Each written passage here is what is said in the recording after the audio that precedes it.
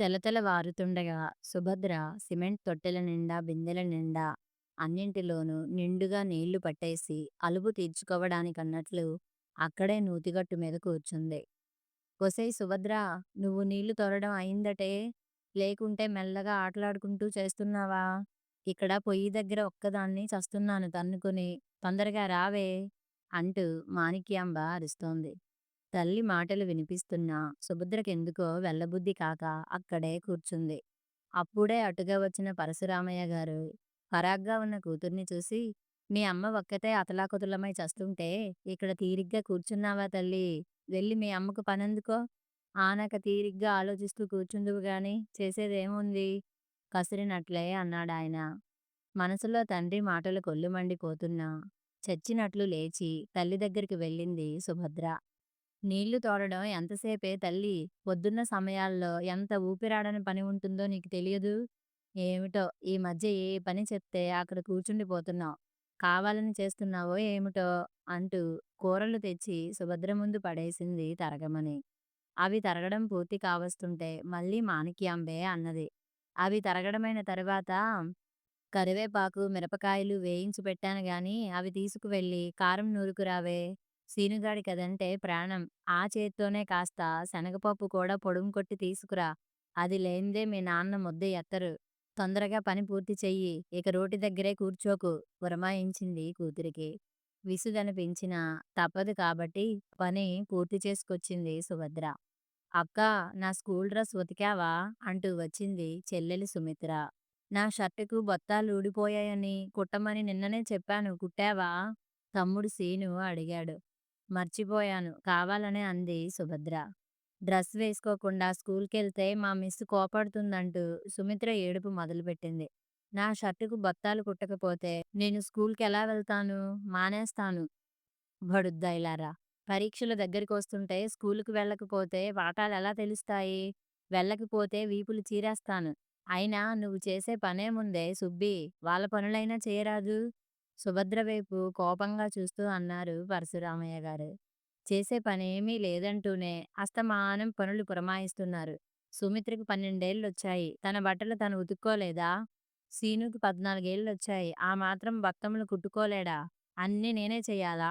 కొంచెం విసురుగానే అంది సుభద్ర. నోర్మోయ్, తిని కూర్చొని తిక్కరేగుతున్నట్లుందే. వాళ్ళింకా చిన్నపిల్లలు. అదీ కాక చదువుకుని వచ్చి ఇంకా ఈ పనులెక్కడ చేస్తారు? చేస్తే నీ ఒళ్ళేం కరిగిపోదులే. ఒకవేళ కరిగినా కాస్త నాజూకు తేల్తావు అని కసిరింది మాణిక్యాంబ. సుభద్ర కొళ్ళు మండిపోయి అక్కడ్నుంచి తటాలున లేచి దొడ్లో ఓ మూలగా ఉన్న బాదం చెట్టు కింద కూర్చోవడానికి వెళ్ళిపోతుంటే వెనుక నుంచి తండ్రి మాటలు వినిపించాయి. దీనికి తిని కూర్చుని ఒళ్ళు పెరిగిపోతుంటే ఇంకా అంతా తనే చేసినట్లు నీలుగుతుంది. ఆ మాటలు విన్నాక కళ్ళు నీళ్లు చిమ్మాయి సుభద్రకు. అక్కడ్నుంచి గబగబా వెళ్ళిపోయింది. ఆమెకెప్పుడు మనసు బాగోకపోయినా వెళ్ళి అక్కడే కూర్చుంటుంది. తన అతి తెలివితేటలతో ఎంత మూర్ఖంగా ప్రవర్తించిందో, ఎంత అనాలోచితంగా పుట్టింటికి వచ్చేసిందో ఇప్పుడు తెలిసి వస్తోంది. ఇప్పుడు వెళ్ళగలదా? పోనీ అభిమానం చంపుకొని వెళ్ళినా మునుపటిలా అత్తవారింట్లో ఆదరణ లభిస్తుందా? ముఖ్యంగా సత్యం తనని ప్రేమగా పలకరిస్తాడా? లేక సిగ్గు లేదా అని ముఖం మీదే అడుగుతాడా? ఇలా అనిపించగానే భర్త సత్యం, అత్తగారు యశోదమ్మ గుర్తుకొచ్చారు సుభద్రకు. అక్కడే గడిచిన సంగతులన్నీ నెమరవేసుకుంటూ కూర్చుంది. సత్యం ఓ ఫ్యాన్సీ షాప్‌లో పనిచేస్తాడు. జీతం 400 ఇస్తారు. అతనికి తల్లి తప్ప చెప్పుకోగలిగిన వాళ్ళెవరూ లేరు. ఉండడానికో చిన్న పెంకుటిల్లుంది. అందులో 2 గదులు. ముందు వసారా ఉంటుంది. ఒక గది వంటిల్లుగా చేసి మరో గది కొడుకు కోడలికి ఇచ్చి తను ముందు వసారాలో పడుకుంటుంది యశోదమ్మ. జీతంలో కొద్ది మాత్రం తన ఖర్చులు కుంచుకొని మిగతాది తల్లికే ఇచ్చేస్తాడు సత్యం. ఎందుకంటే అతనికి తల్లంటే అభిమానం, గౌరవం ఉన్నాయి. అతని చిన్నప్పుడే తండ్రి పోయాడు. అసలాయన ముఖమే తను ఎరుగడు. కానీ అప్పుడు జరిగిన విషయాలు తను పెద్దయ్యాక తల్లి చెప్పగా విన్నాడు. భర్త పోగానే యశోదమ్మను కొంతమంది బంధువులు ఆమెను వచ్చి తమ ఇంట్లో ఉండమని చెప్పారు. కానీ దూరదృష్టి గల యశోదమ్మ ఏదో సాకు చెప్పి ఉన్న ఒక్కగానొక్క బిడ్డని చూసుకుంటూ తనింట్లోనే బ్రతుకు సాగించింది. ఉన్న 2 గదుల్లో ఒక్క గది మాత్రమే తనుంచుకొని రెండవ గది అద్దెకిచ్చి దొడ్లో ఉన్న కొద్ది మట్టి జాగాలో అరటి పిలకలు తెచ్చి నాటింది. అప్పటికే అక్కడ 4, 5 కొబ్బరి చెట్లున్నాయి. కొబ్బరి బొండాలు కోయించినప్పుడల్లా వాటికున్న పీచు తీసి, ఎండబెట్టి కొబ్బరికాయలతో పాటు అమ్మి డబ్బు సంపాదించేది. కొబ్బరి ఈనెల నుంచి పుల్లలు తీసి, చీపుళ్ళు కట్టి కిరాణా కొట్లలో అమ్మేది. రాలిన మట్టలను వంటకు వేన్నీళ్లు కాయడానికి ఉపయోగించేది. అలాగే అరటి చెట్లకు వేసిన గెలలు తయారైనాక తీసుకువెళ్ళి పళ్ళ కొట్లలో అమ్మేది. ఆ విధంగా కష్టపడి పైసా పైసా పొదుపుగా ఖర్చు చేస్తూ కొడుకును పెంచింది. ఎందుకనో సత్యానికి పెద్దగా చదువబ్బలేదు. అందుకే షాప్‌లో చేర్పించింది. పెద్దవాడయ్యాక సుభద్రతో పెళ్లి చేసింది. పెళ్లి కాకముందు జీతం రాగానే మొత్తం తల్లికిచ్చేసేవాడు సత్యం. తల్లి తన ఖర్చులకెంతిస్తే అంతే ఖర్చు పెట్టుకునేవాడు. అతనికే దురలవాట్లు లేకపోవడం చేత ఇంకేం ఆలోచనలు రావు. ఆ అలవాటు ప్రకారమే పెళ్ళైన తర్వాత కూడా తల్లికే మొత్తం జీతం ఇచ్చేసేవాడు. తల్లి కూడా అతని అవసరాలు పెరుగుతాయని గ్రహించిందేమో! అందులో సగం కొడుక్కే ఇచ్చేసేది. ఇది సుభద్రకు కన్నెర్రగా ఉండేది. ఇదివరకు సంగతెలా ఉన్నా ఇప్పుడు జీతమంతా తెచ్చి భర్త తన చేతుల్లో పోస్తాడని ఊహించిన సుభద్రకు భర్త మీద కసిరేగేది. అంతా మీ అమ్మ చేతికిస్తే నా ఖర్చుకెవరిస్తారని రాత్రిళ్ళు భర్తతో పోట్లాడేది. కావాలంటే అమ్మనడిగి తీసుకో సుభా అనేవాడు సత్యం. టట్! నా భర్త సంపాదించి తెస్తున్నప్పుడు నేనెందుకు ఆమెనడుక్కోవాలి? పావలా మల్లెపూలు కావాలన్నా ఆమెనడుక్కోవాలా? నాకంత కర్మ పట్టలేదు అనేది కోపంగా తను. ముందు మా అమ్మకు కొడుకునయ్యాకే నీకు భర్తనయ్యాను. నిన్నగాక మొన్న నువ్వొచ్చావని ఎన్ని కష్టాలో పడి పెంచిన మా అమ్మను విదిలించెయ్యాలా? ఏం మీ అమ్మనడగవా? మా అమ్మనడిగి తీసుకుంటే తప్పేముంది? అనేవాడు. అత్త అమ్మవుతుందా? అని తనంటే, అది మనం ఏర్పరచుకునే అభిప్రాయాన్ని బట్టి ఉంటుంది అనేవాడు. సిగ్గు లేకపోతే సరి. అసలు భార్యకంటూ వేరే ఇవ్వాలని తెలియదా? అని తను రెట్టించేది. సత్యం భార్యను దగ్గరికి తీసుకుని ఏదో చెప్పబోయేవాడు. సుభద్ర విదిలించేది. సత్యం ఆలోచిస్తూ పడుకునేవాడు. సుభద్ర భర్తను అర్థం చేసుకోవడానికి ఇష్టపడేది కాదు.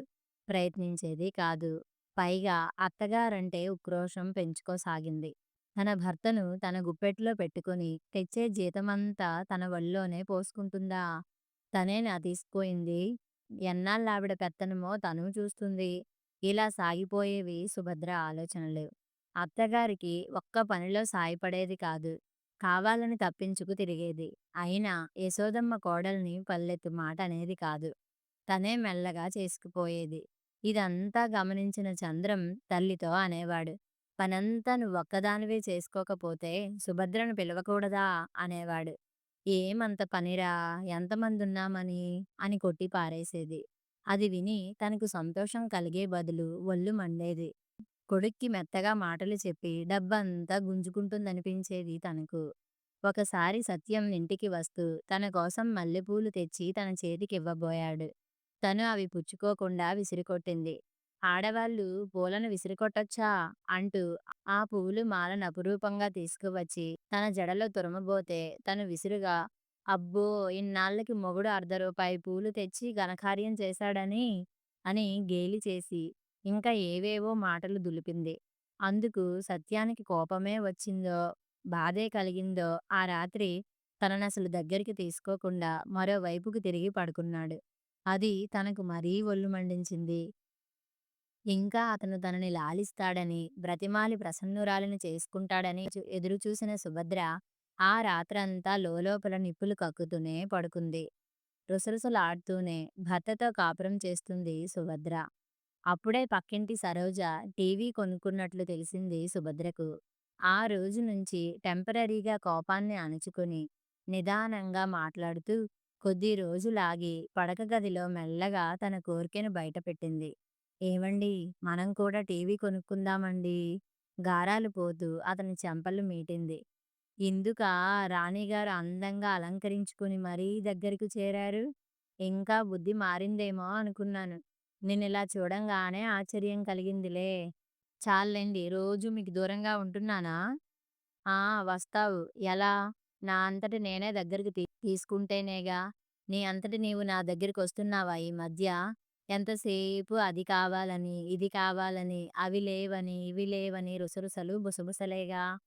పోనీండి. ఆ గొడవ ఇప్పుడెందుకు? ఎలాగైనా టీవీ కొందామండి అని చక్కా అన్ని భాషల సినిమాలు చూడొచ్చు. కొంటారు కదూ! నీకసలు బుర్రుందా? మనమెంత? మన తాహతెంత? మన స్తోమతను బట్టి కోరికలుండాలి. అదేమైనా 100కు, 200కొచ్చేదా? ఎంత తేలిగ్గా అడిగేశావు. ఆలోచనుండొద్దు. ఆ! సరోజ వాళ్ళేం షావుకారులా? మనలాంటి వాళ్ళేగా! వాళ్ళు కొనుక్కోలేదు. సరదా ఉండాలి గానీ మన స్థితికి మించిన సరదాలొద్దంటున్నాను. పోనీ ఎప్పుడైనా సరోజ గారింటికి వెళ్లి చూస్తే చాలదా? ఇప్పుడంత డబ్బు పోసి కొనకపోతేనేం? సరోజ వాళ్ళు ఇన్‌స్టాల్‌మెంట్ మీద కొన్నారు. మనం కూడా అలా కొనుక్కుంటే తేలికేగా! ఎంత తేలికగా చెప్పావు. నాకొచ్చే జీతం దానికోసమే ఖర్చు పెడితే ఇంటి ఖర్చెలా సుమా? మీ తెలివి తెల్లారినట్టే ఉంది. ఇన్నాళ్ళ నుంచి మీ అమ్మ ఒళ్ళోనే పోస్తున్నారుగా అదంతా ఏం చేస్తుంది? మీ సొమ్ము మీరడిగి తీసుకోవడానికి, ఖర్చు పెట్టుకోవడానికి గుంజాటన పడతారు దేనికి? బాగుండదు సుబ్బా! అమ్మతో కూడా ఒక మాట చెప్పి సరి ఆమె బాబుగాడి ముల్లేమైనా పెడుతోందా? లేక అంతా కట్టుకుపోతుందా? మాటలు తిన్నగా రాని. పెద్ద చిన్న ఉండక్కర్లా? మా అమ్మ వింటే బాధపడదు. ఎంతసేపు అమ్మ అమ్మ ఆవిడతోనే ఊరేగరాదు. పెళ్ళామెందుకు? పోనీ కదా అని ఊరుకుంటుంటే అడ్డు ఆపు లేకుండా పేలుతున్నావు. నోటిని కాస్త అదుపులో పెడితే సుఖపడతావు. ఆహా! ఇప్పుడీ మగాడితో సుఖపడి చస్తున్నాను గనుక ఓ ముద్దు లేదు, ముచ్చట లేదు. ముక్కు ఎగబేల్చింది సుభద్ర. ఏం తీపరమొచ్చింది? కాలు కదపకుండా కూర్చొని మేస్తున్నావుగా! ఇంతకంటే సుఖం ఇంకేం కావాలి? అమ్మో! అమ్మో! భార్య సుఖపడుతుంటే ఏడ్చే భర్తని మిమ్మల్నే చూస్తున్నాను. నోరు మూస్తావా? కోటా ఇమ్మంటావా? ఆ మధ్య టేప్ రికార్డర్ అన్నావు. ఈవేళ టీవీ అంటున్నావు. ముందు ముందు ఫ్రిడ్జ్ కావాలంటావు. మనసును అదుపులో పెట్టుకోకపోతే ఇల్లు గుల్లైపోతుంది. ఇలాంటి గొంతెమ్మ కోర్కెలు పెంచుకుంటే ఎంత జీతాలైనా ఎలా చాలుతాయి? ఎలాగోలా సమకూర్చుకోవాలి గానీ, అసలిలాంటి పీనాసి రకమని తెలిస్తే తెలిస్తే? సర్లేండి నాకెందుకొచ్చిన గొడవ? నా కర్మ కాలి కట్టుకున్నాను. నేరకపోయి అడిగాను. అంతా మీ తల్లీ కొడుకులే దాచుకొని కట్టుకొని ఆమె వాక్యం పూర్తి కాకముందే అతని బలమైన వేళ్ళు సుభద్ర చెంపలను చురుక్కుమనిపించాయి. భర్త వైపు తీవ్రంగా చూసింది. సత్యం మరింత తీవ్రంగా చూస్తూ జాగ్రత్త. ఒళ్ళు దగ్గర పెట్టుకో. అపురూపంగా నా గుండెల్లో ఒదిగిపోతావో, పెడసరంగా ప్రవర్తించి దూరంగా మిగిలిపోతావో ఆలోచించుకో. ఇంకోసారిలా మాట్లాడితే మన్నించేది లేదు అన్నాడు కోపంగా. సుభద్ర చాప వేసుకుని పడుకుంది. అతను పిలవలేదు. శుభ్రంగా నిండా ముసుగు పెట్టుకుని పడుకున్నాడు. తెలతెల వారుతుండగా తల్లి మాటలు వినిపించి మెలకువ వచ్చింది సత్యానికి. యశోదమ్మ కోడలిని బ్రతిమాలుతోంది. ఆడదానికి పెళ్ళయ్యాక అత్తింట్లోనే స్థానమమ్మా! నా మాట విను. భార్యాభర్తలన్నాక ఏవో మాట తేడాలు రాకుండా ఉంటాయా? అంతంత ఖరీదైన వస్తువులు నిదానంగా ఆలోచించి కొనాలమ్మా! అంటోంది తల్లి. ఆయన ఒప్పుకుంటే మాత్రం మీరు పడనిస్తారా? అయినా దూరంగా ఉండమని ఆయనే చెప్పారుగా! వద్దన్నా మీరే దిక్కనే కర్మ నాకేం పట్టలేదు అంటూనే అత్తగారెంత బ్రతిమాలుతున్నా అప్పటికే అక్కడకు వచ్చిన సత్యం ఏదో చెప్పబోతున్నా లెక్క చేయకుండా వచ్చేసింది. ఉత్తరం పత్తరం లేకుండా రిక్షా దిగిన కూతుర్ని చూసి మాణిక్యాంబ, పరశురామయ్య ముందు ఆశ్చర్యపోయినా, తరువాత కూతురు చెప్పిందంతా విని కామ్‌గా ఊరుకున్నారు. సుభద్రను కొన్నాళ్ళు ముద్దుగానే చూశారు. తరువాత మెల్లమెల్లగా తల్లి మాణిక్యాంబ చిన్న చిన్న పనులు పురమాయిస్తూ క్రమేణా ఇంటి పనంతా దాదాపు అప్పచెప్పేసి విశ్రాంతి పొందుతోంది. అసలు సుభద్రకు పెళ్లి కాకముందు కూడా తల్లికి సగం పనులు తనే చేసి పెట్టేది. అత్తగారింటికి వెళ్ళిన తర్వాత అత్త యశోదమ్మకు మాత్రం రవ్వంత సాయం కూడా చేసేది కాదు. ఆడపిల్ల లేని యశోదమ్మ కోడలిలో కూతుర్ని చూసుకున్నా తను మాత్రం అత్తలో తల్లిని చూడలేకపోయింది. ఏమే సుబ్బి, ఆ బాదం చెట్టు దగ్గరేనా ఏడుస్తుంటా? బాదం చెట్టు కింద కూర్చుంటే బాధలొస్తాయే అని తల్లి కేకబెట్టేసరికి వాస్తవంలోకొచ్చిన సుభద్రకు అనిపించిందిలా. ఇప్పుడు బాధలు నేను చేతులారా తెచ్చుకున్నవేగా, బాదం చెట్టేం చేసింది? విసుగ్గా అనుకుంటూ లేచింది. లోపలికి రావటంతోటే తల్లి యగాదిగా చూస్తూ ఏం తల్లీ, గతం తవ్వుకోవడం పూర్తయిందా? ఇందాకటి నుంచి వీళ్ళందరికీ అన్నాలు పెట్టి పూర్తయ్యేసరికి వేళయింది. అవన్నీ తీసి శుభ్రం చెయ్యి. అయినా తెలియకడుగుతాను. ఏదైనా ముందే బుద్ధి ఉండాలి గాని, ఇప్పుడు ఆలోచిస్తూ కూర్చుంటే ఏం లాభం? వెళ్ళు వెళ్ళు వెక్కిరింతగా అందామె. సుభద్ర ముఖంలో కత్తివాటుకు నెత్తురు చుక్కలేదు. తన ముఖంలోని భావాలు తల్లికి కనబడకుండా ఉండడానికి గబగబా శుభ్రం చేసేసరికి తల్లి భోజనానికి ఉపక్రమిస్తుంటే కళ్ళనీళ్లు తిరిగాయి సుభద్రకు. తల్లి తనని భోజనానికి పిలవలేదు. తనకిందాకటి నుంచి ఆకలి కరకరమంటోంది. ఎంత పని చేసినా తల్లికి తృప్తి కలుగదు. కాని ఊరికే కూర్చుంటే చూడలేదు. ఏ పని పురమాయిద్దామని చూస్తుంది. ఇలా అనుకోగానే అత్త యశోదమ్మ గుర్తుకు వచ్చి సుభద్ర మనసు బాధగా మూలిగింది. ఆమె ఏనాడు తనని సాధించలేదు, శాసించలేదు. ఒక్క పని కూడా తనకు చెప్పేది కాదు. ఒకవేళ దేనికైనా పిలిస్తే అమ్మాయి సుభద్రా అని పిలిచేది. తన తల్లి మాత్రం ఒసేయ్ సుబ్బీ అంటూ అధ్వానంగా పిలుస్తుంటే తనకు కంపరం పుట్టోంది. తను తెలుసో తెలియకో పుట్టింటికి వచ్చేసినా అది తప్పని చెప్పి తల్లో తండ్రో తనని అత్తవారింట్లో దిగబెట్టి రావచ్చుగా. ఊహు తను వెళ్ళిపోతే ఇంట్లో పనంతా ఎవరు చేస్తారు? అందుకే తన జీవితాన్ని గురించి పట్టించుకోవడం లేదు. ఎంత స్వార్థపరులు వీళ్ళా కన్నవాళ్ళు. ఇక్కడింత చాకిరీ చేస్తున్నా మెప్పుండలేదు. ఈ పనులు అత్తవారింట్లో చేస్తే తన భర్త, అత్తగారు ఎంత సంతోషించేవారు. అప్పుడు తనకెంతో విలువ దక్కేది. అతి చిన్న విషయానికి ప్రాముఖ్యతనిచ్చి తన కాపురంలో తనే నిప్పులు పోసుకుంది. సత్యం తనని నోరారా సుభా అంటూ ప్రేమగా పిలిచినా, అప్పుడు కొరల కమ్మిన తన మనసుకు అతడి పిలుపులోని మాధుర్యం అందలేదు. ఏమ్మా మహాతల్లి, ఈ వేళంతా అలా తోముతూనే ఉంటావా? ఇవతల పడేదేమైనా ఉందా? అన్న తల్లి కేక వినిపించి గబగబా చేస్తున్న పని పూర్తి చేసి వచ్చింది.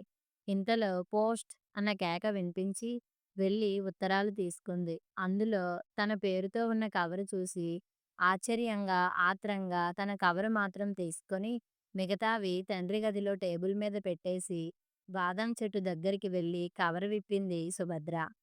ప్రియమైన సుభా, నీవు క్షేమంగా ఉన్నట్లు తలుస్తాను. నేను, అమ్మ క్షేమము. నీవు వెళ్ళిన తరువాత ఒక్క కార్డైనా రాయలేదేం? పోనీలే, అక్కడ సంతోషంగా కాలం గడుపుతున్నావనుకుంటాను. నీవు వెళ్ళిన కొద్ది రోజులకు నేను నీకో లెటర్ వ్రాసాను. నీకు అందినదో లేదో తెలియదు. రిప్లై మాత్రం రాలేదు.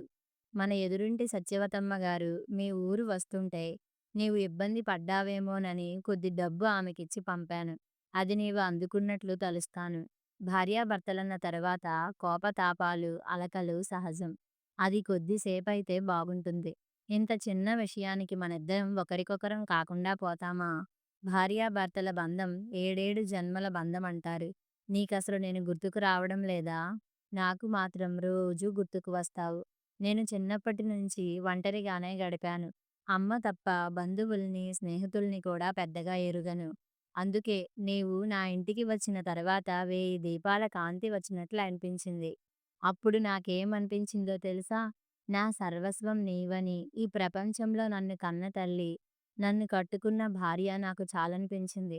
మరి నువ్వో, మన మధ్యనున్న పవిత్ర బంధాన్ని, విలువైన జీవితం కంటే, మనుషుల కంటే ఒక చిన్న విషయానికి ప్రాముఖ్యతనిచ్చి వెళ్ళిపోయావు. నాకు జీతం పెరిగింది. మనింట్లో వంటకు కావాల్సిన సామాన్లు తప్ప చెప్పుకోదగిన సామానులేమీ లేవు. ముఖ్యంగా మనకవసరమైనవి అంటే మన గదిలో ఫ్యాను, చిన్న ట్రాన్సిస్టర్ కొందామని నాకనిపించి అమ్మతో అంటే సంతోషంగా ఒప్పుకుంది. మెల్లగా మనకు కావాల్సినవన్నీ ఏర్పరచుకుందాం సుభా. భార్యాభర్తలంటే మనసులో మనసై బ్రతకాలని నా అభిప్రాయం. అప్పుడేమీ లేకపోయినా అన్నీ ఉన్నట్లనిపిస్తుంది. నాకు చిన్నప్పటి నుంచి మా అమ్మే తల్లి, తండ్రి, గురువు, దైవం, స్నేహితురాలు, ఆప్తురాలు కాబట్టి అన్నీ అమ్మతో సంప్రదించి చేయడం నాకలవాటు. ఏది చేసినా ఇంట్లో ఉన్న మన ముగ్గురికి సంతోషం కలిగించేదిగా ఉండాలని నా ఆశ. అన్నట్లు మరిచాను. సరోజ గారింట్లో టీవీకి ఇన్‌స్టాల్‌మెంట్స్ సరిగా కట్టకపోవడంతో షాపు వాళ్ళు వచ్చి టీవీ తీసుకువెళ్ళిపోయారు. చూశావా సుభా! మనకొచ్చే రాబడి మించిన కోరికలు పెంచుకుంటే నవ్వుల పాలవక తప్పదు. తోటివాడు తొడకోసుకుంటే మనం మెడకోసుకోవాలనుకుంటే ఎలా ఉంటుందో చూశావా సుభా! జీవితానికి భర్త కంటే వస్తువులే ముఖ్యమనుకుంటే ఇంక నేను చెప్పేదేమీ లేదు. నేను కావాలనుకుంటే మాత్రం రా. ఎప్పటికీ నీ కోసం ఎదురుచూస్తూనే ఉంటాను. నీ స్థానం ఈ ఇంట్లో చెక్కు చెదరదు. నా మనసంతా నీవే. నిండి ఉన్న మాటల రూపంలో వ్యక్తపరచడం గానీ, వ్రాయడం కానీ నాకంతగా చేతకాదు. ఈ లెటర్ అందాకైనా వస్తావని ఎదురుచూస్తాను. లేకుంటే కనీసం ఉత్తరమైనా వ్రాయి. నిన్ను చూసినట్లు తృప్తిపడతాను. వ్రాస్తావు కదూ! ఎప్పటికీ నీ సత్యం. చదవడం పూర్తయ్యేసరికి కళ్ళ నిండా నీళ్లు నిండుకున్నాయి సుభద్రకు. ఆ ఉత్తరాన్ని ప్రేమగా గుండెలకు అదుముకుంది. అక్కడ సత్యం ఏవో చిలిపి పనులు చేస్తున్న అనుభూతి కలిగింది. ఒసేయ్ సుబ్బీ! నీకు తిండి తిప్పలు అక్కర్లేదేమిటే? తల్లి పిలుపుతో భారంగా కదిలింది. తల్లిదండ్రుల మీద పట్టరాని కోపం వస్తోంది సుభద్రకు. తన భర్త వ్రాసిన లెటర్, అతను పంపిన డబ్బు తనకందనివ్వలేదని. ఆ రాత్రి తల్లిదండ్రుల ముఖం మీదే ఆ విషయం అడిగేస్తుంటే, ముందు వాళ్ళిద్దరి ముఖాలు ఏదోలా అయిపోయినా, వెంటనే కూతురి మీద విరుచుకుపడ్డారు. అవునే పంపాడు. అయితే నీకివ్వవలసిన పనేమిటి? నిన్ను మేపడానికి ఎంతవుతోంది? అయినా ఆడపిల్లని అత్తవారింటికి పంపాక కష్టమైనా, సుఖమైనా అక్కడే పడుండాలి. వెధవ గుంతెమ్మ కోరికలు పెంచుకొని నీ కాపురం కూలదోసుకోమని మేం చెప్పామా? ఊరికే మేపుతున్నారా? చచ్చే చాకిరీ చేయించుకుంటున్నారు నాతో. మొగుణ్ణి వదిలేసి వచ్చిన వాళ్ళు ఇక్కడ పని కూడా చెయ్యక మా నెత్తినెక్కడానికా? పాపం నిన్ను వియ్యపురాలిలా కూర్చోపెట్టి మెక్కబెట్టడానికి మీ ఆయన పంపిన రాశులేమీ లేవు. నోరు మూసుకొని పడుండు అని ఇద్దరూ హూంకరించడంతో సుభద్ర ముఖం తెల్లగా పాలిపోయింది. చరచరా వెళ్ళి తన మంచం మీద వాలిపోయి వెక్కి వెక్కి ఏడ్చింది. వీళ్ళకు తనెంత లోకువైపోయింది. ఎక్కడుండాల్సిన వాళ్ళక్కడుంటేనే మర్యాద కాబోలు. వీళ్ళేదో తనకు ఒరగబెట్టారని, ఆకాశానికెత్తి అపురూపంగా చూస్తారని ఎంత పిచ్చిగా ఆలోచించింది. అక్కడ స్థానం పోగొట్టుకొచ్చానని చచ్చినట్లు చాకిరీ చెయ్యమని ఎంత స్పష్టంగా చెప్పారు. తన భర్త తన స్థానం అలాగే ఉందని వ్రాశాడు. నిజంగా వెళ్తే ఆదరిస్తాడా? తనకి తానుగా వెళ్తే చిన్నచూపు చూస్తాడా? వీళ్ళు ఒప్పుకుంటారా? వీళ్ళు ఒప్పుకునేదేమిటి? తనింటికి తను వెళ్తుంది. అంతలోనే తల్లి మాటలు వినిపించి చెవులు రిక్కించింది సుభద్ర. మన పక్కింటి వారమ్మాయి కమలను చూడండి, లక్షణంగా కాపురం చేసుకుంటోంది. ఇంకా ఆ అమ్మాయి మొగుడు మంచివాడు కాదట కూడాను. సత్యం బుద్ధిమంతుడు. భర్త మనసెరిగి మసలుకోవద్దు. దీని గొంతెమ్మ కోరికలు దీని ఛీ! పాపిష్టి పిల్ల. ఇట్లా తయారు చేసిందేవిటి అని అందరూ నన్నాడిపోసుకుంటారు అంటూ తండ్రికి చెప్తోంది. అంతే, వీళ్ళ మనసుల్లో తనంటే దురభిప్రాయం ఉన్నట్లే కదా! తనిన్నాళ్ళు గ్రహించలేకపోయింది. ఇంకా ఇన్నాళ్ళు తనను సమర్థించినట్లేననుకుంది. ఇలా ఆ రోజంతా ఆలోచిస్తూనే ఉంది సుభద్ర. మర్నాడు సుభద్ర తన పెట్టెబేడ సర్దుకొని తల్లిదండ్రులతో చెప్తుంటే మాణిక్యాంబ, పరశురామయ్య ముఖాలు చూసుకున్నారు. సుభద్ర రిక్షా ఎక్కబోతుంటే తల్లి ఏదో పొట్లం చేతికిచ్చింది. తండ్రి ఏదో కవరు చేతిలో పెట్టాడు. సుభద్ర బస్సు ఎక్కిన తర్వాత తండ్రి ఇచ్చిన కవరును విప్పింది. వెంటనే అందులో ఉన్న అక్షరాల వైపు ఆమె చూపులు పరుగు పెట్టాయి. అమ్మా సుభద్రా! ఈరోజు మాకెంత సంతోషంగా ఉందో చెప్పలేము. నీ పట్ల నేను, మీ అమ్మ కాస్త కటువుగా ప్రవర్తించినందుకు నీకు మా మీద పీకల వరకు కోపముందని తెలుసు. కానీ నీ కాపురం చక్కబడాలని, నీలో పరివర్తన రావాలనే మేమలా కఠినంగా ప్రవర్తించాల్సి వచ్చింది. ఏ తల్లిదండ్రులైనా ఆడపిల్లకు పెళ్లి చేసి ఆమె అత్తవారింట్లో లక్షణంగా కాపురం చేస్తుంటే చూడాలనుకుంటారు. అంతేకాని వెర్రిమొర్రి ఆలోచనలతో మొగుడుతో పోట్లాడి వస్తే సమర్థించి ఇంట్లో కూర్చోబెట్టుకునేట్లయితే అసలు ఆడపిల్లకు పెళ్లి చేయడమే అనవసరమేమో.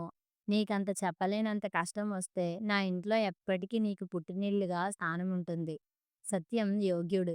అతని స్థితిగతులు అర్థం చేసుకొని మసలుకోవడం నీకు మంచిది. ఎప్పుడూ తెలివి తక్కువగా ఆలోచించి నీ కాపురం పాడు చేసుకోవద్దు. కలకాలం పిల్లా పాపలతో వర్ధిల్లాలని ఆశీర్వదిస్తున్నాను. మీ అమ్మ ఇచ్చిన పొట్లంలో నీ భర్త నీ కోసం పంపిన డబ్బుంది చూసుకో. సదా నీ మంచి కోరే నీ తండ్రి పరశురామయ్య. భారంగా నిట్టూరుస్తూ ఆ ఉత్తరాన్ని పర్సులో పెట్టుకుంది సుభద్ర. వణికే చేతులతో అత్తవారింటి తలుపు తట్టింది సుభద్ర. చేతులు తుడుచుకుంటూ వచ్చి తలుపులు తెరిచిన సత్యాన్ని చూసి ఆమె మెదడు మొద్దుబారిపోయింది.